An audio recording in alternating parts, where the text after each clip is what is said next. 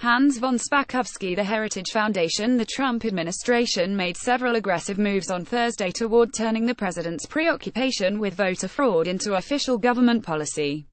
First, Trump's Commission on Election Integrity, a group led by Vice President Mike Pence and Kansas Secretary of State Chris Kobach, sent letters to election officials in every state demanding extremely detailed information about registered voters, including addresses, dates of birth, political party and the last 4 digits of Social Security number if available. Second, in what's being seen as a prelude to litigation aimed at purging voter rolls, the Department of Justice requested that states answer questions about what steps they've taken to comply with the National Voter Registration Act, which requires states to maintain accurate voter lists by removing people who are ineligible or dead. For civil rights leaders who spent the George W. Bush years fighting against Republican efforts to make it harder for people to vote, these developments were deeply worrying on their own. But the Trump administration wasn't done. On Thursday night, the White House announced it was adding Hans von Spakovsky to the Pence-Kobach Commission. Von Spakovsky has done more than anyone else to bring unfounded fears about voter fraud into the mainstream of Republican discourse. A former member of the Federal Election Commission, von Spakovsky served under Bush and Attorney General John Ashcroft as the de facto head of the voting section in the Justice Department's Civil Rights Division. In that capacity, he distinguished himself as an exceptionally zealous believer in the idea that widespread voter fraud exists and must be dealt with urgently through aggressive purging of voter rolls and strict voter ID laws. Von Spakovsky's priorities at DOJ reflected his commitment to that idea. Among other things, he moved to overrule career attorneys who had determined that a Texas redistricting plan discriminated against minority voters, pushed for Georgia to be granted pre-clearance for a new voter ID law that was later declared unconstitutional, and shut down an investigation into a policy in Minnesota that prohibited Native Americans living on reservations from using tribal ID cards as voter identification.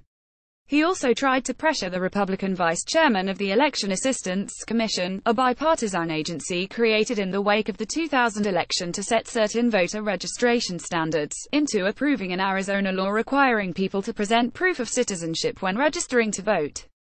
The vice chairman, Paul DeGregorio, later told investigators that too many of von Spakovsky's decisions were clouded by his partisan thinking.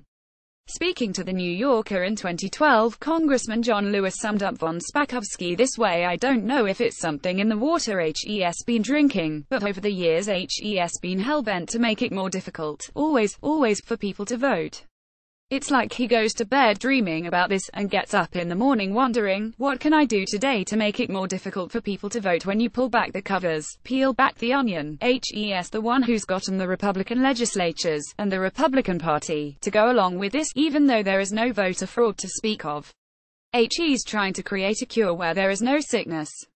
In March, von Spakovsky, who has been a legal fellow at the Heritage Foundation since 2008, signed an open letter to Attorney General Jeff Sessions laying out a vision for how the Department of Justice should change now that reasonable people are in charge. The letter suggested that the DOJ must keep its eyes open to the possibility that people of all races, not just minorities, are having their voting rights violated. "Our nation is changing," the signatories of the letter declared. "The mosaic image of America is growing richer in color and detail as each decade passes.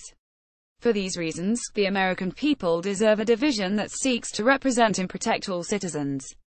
They continued, obliquely but pointedly: "Together, we have witnessed long-standing conventions held from the mid-20th century prove outmoded in recent years and discovered new fronts in need of protection where civil rights are concerned, with particular respect to voting." Back in March, Samuel Bagenstos, a professor at the University of Michigan Law School who served in the Civil Rights Division during the Obama administration, told me that the letter was an unambiguous call for voter suppression. "This would take us back to some pretty dark days," Bagenstos said. Less than 2 months later, the White House established the Presidential Advisory Commission on Election Integrity and placed Kobach, one of the letter's most prominent signatories, in charge. "I was waiting to see if they would put hands on this thing," said Joseph Rich, who was nominally the head of the voting section of the Civil Rights Division while von Spakovsky ran it. "He's the logical guy." Rich, who now works at the Lawyers Committee for Civil Rights, went on: "This commission is based on a lie. There's no evidence of widespread voter fraud, and you have a president lying about 3 to 5 million people voting illegally. It's a lie. It's a goddamn lie."